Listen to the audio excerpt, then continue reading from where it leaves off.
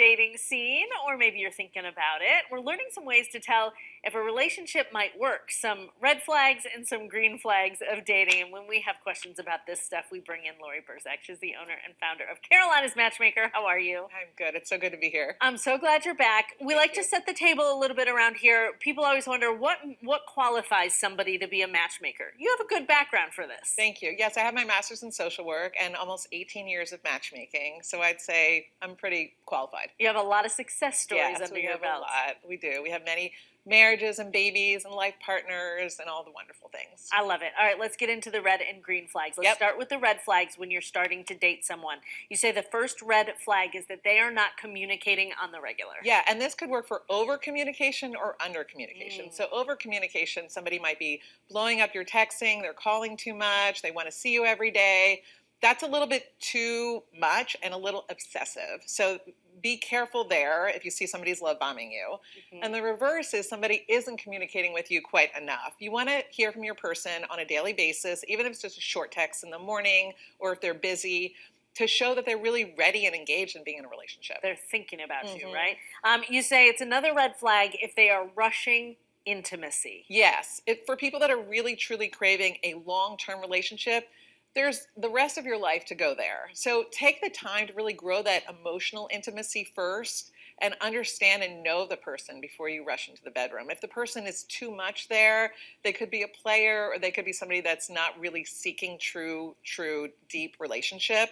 And they may even ghost you if they don't get what they want, which is a true sign. Yeah, you really don't want that. And then the third red flag is you say they're still too focused about their past relationships. They're talking about their exes too much. Yeah, if they're talking about their ex in a good way or in a bad way, be careful. If they're talking in a good way, oh, we used to go here, it was so much fun, they're not over them yet.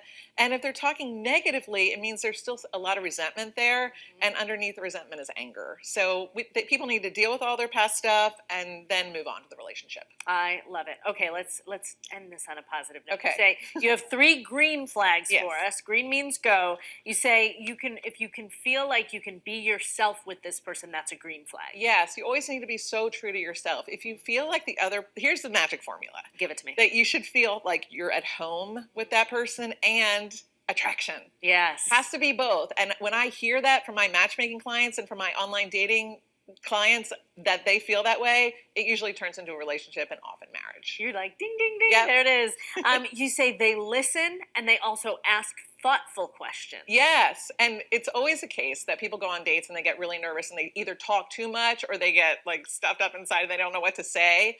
So pay attention. Is the person asking you a lot of questions to find out who you really are, or are they only talking about themselves? You can shift that conversation and say things like, hey, ask me anything about me, to try to get them to ask you questions. But are they really listening to show, are they really just looking for arm candy or just a +1, or are they really interested in you? Oh, I love that. And then the last green flag is mutual respect. Yeah, and you can tell that by the way that they treat other people.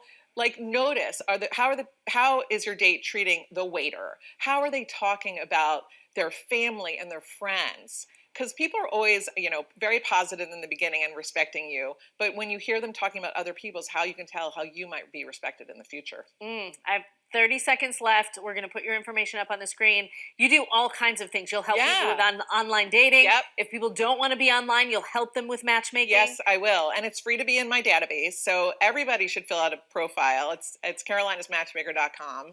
And then we'll have a conversation with you to see, do you want to talk about online dating assistance? Can we help you with matchmaking, and kind of go from there? What's like a starting price range? Well, a starting price range, it's in the thousands. Yeah. But I mean, you're looking for your person. Yeah, you're looking for it's expensive, but it's worth it. You're looking for your person. And listen, if you're just tired, Jorge, if you're just tired, it's worth a couple $1,000.